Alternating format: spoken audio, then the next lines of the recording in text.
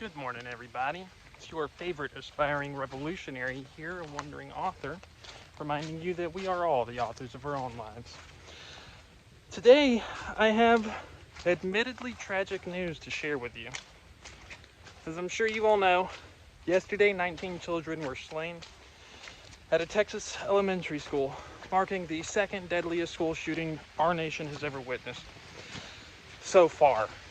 And I say that with fear in my heart. We are all too quick to recognize the evil inherent in such actions. But what's even sadder to me than the fact that 19 families have to wake up without their children is that it was a child who killed them to begin with. Salvador Ramos was 18 years old, the killer. And I've seen him demonized and hated in the media already. And his vile actions are blameless, obviously. The thing is, monsters are not born, they're created. I believe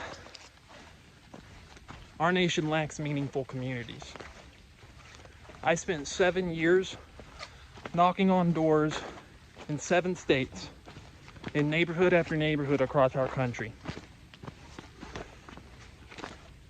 And there are a few exceptions, but most of our nation is community-less.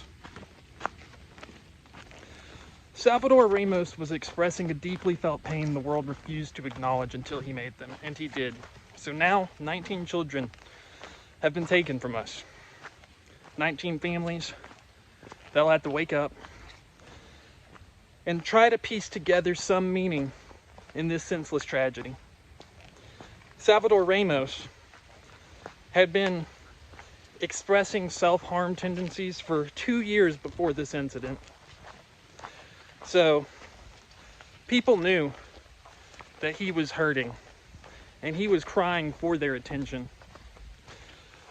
But for some reason, we are all too willing to let material pleasures, headlines, and other meaningless banality to distract us. And if we don't start to foster meaningful communities, these kind of tragedies are going to become more and more frequent, and they're going to get worse and worse. So what do? We react with relentless compassion. Acknowledge the pain of those around you. Lift up others, especially when they're downtrodden. Defy expectations and inspire everyone.